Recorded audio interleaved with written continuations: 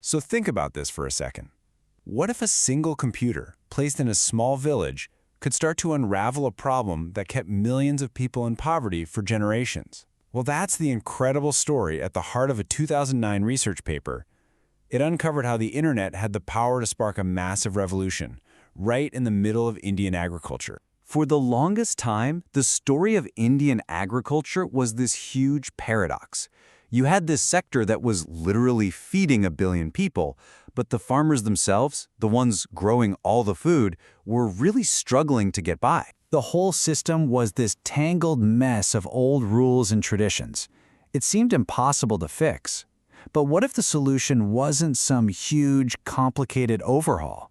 What if you could start untangling that decades-old knot with something as simple as an internet connection? All right, to really get how big of a deal this was, we first have to understand the system it was up against. And let me tell you, it was a system facing a massive dilemma. 66%. I mean, just let that number sink in for a moment. At the time of this study, 2/3 of the entire workforce in India was in agriculture. This wasn't just a part of the economy, it was the bedrock of the entire country. And here's the crazy part, right?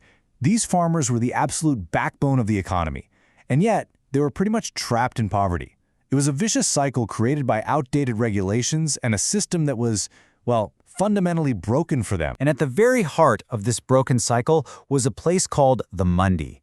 Think of it as the official government-run marketplace. A farmer couldn't just sell their crops to whoever they wanted. Nope, they had to go to the Mandi and sell through these authorized middlemen.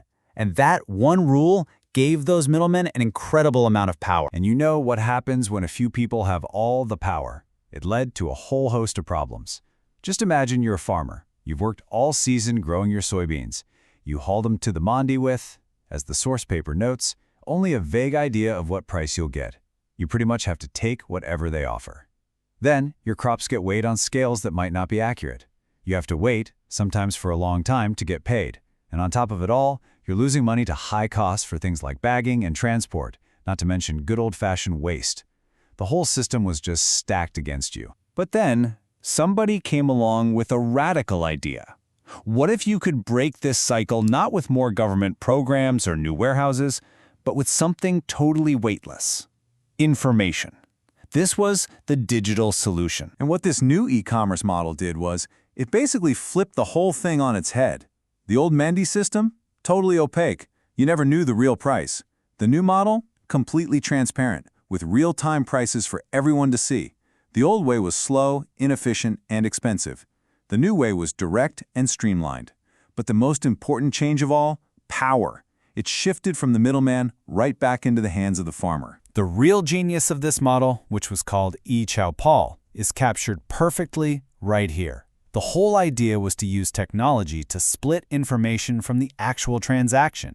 For the very first time, a farmer knew the exact price before they even decided to sell. That small shift from being forced into a deal to making a free choice, well, that changed everything. So what did this e-Chowpal thing actually look like on the ground? I mean, how could a single computer sitting in a village gathering spot, that's what a Chowpal is, how could it really change so much? Well, for the farmer, the whole journey was just completely redesigned. Step 1, you just walk over to the village kiosk and check the latest prices on the computer. If you like what you see, step 2 is taking your produce straight to a company collection hub. There, it gets weighed fairly on modern digital scales.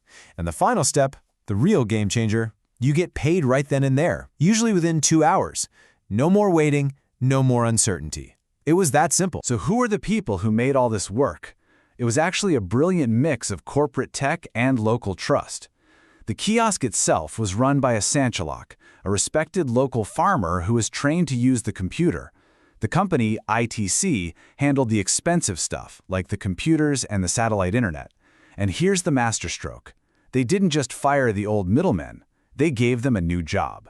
They became some IO jocks, or coordinators, who actually helped expand the network into new villages. And the thing is, this model created this powerful ripple effect. It went way beyond just giving farmers a better price.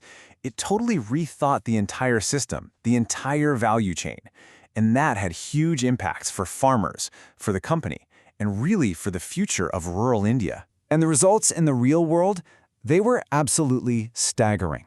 In the areas that had these e-chupals, the number of farmers who were willing to plant soy, which is a major cash crop, it nearly doubled. It jumped from 50% all the way to 90%. And it makes perfect sense, right? When you can trust that you'll get a fair price, you're willing to invest and grow more. And this, right here, was the secret sauce. This is why it actually worked and stuck around.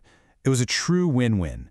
Farmers got better prices, they got paid faster, and they even got access to useful info about weather and farming techniques. And for the company ITC, well, their costs went down. They got better quality crops because they could work directly with farmers, and they suddenly had direct access to this massive rural market. This wasn't charity, it was just a smarter, sustainable way of doing business. So in the end, what they built was so much bigger than just a supply chain.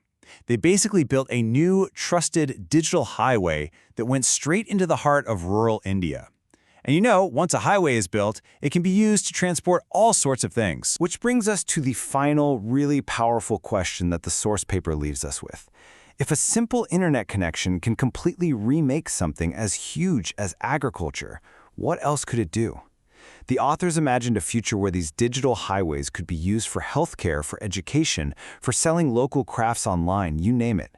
It really makes you wonder, what is the true potential when you connect every single person, no matter where they live, to the global network?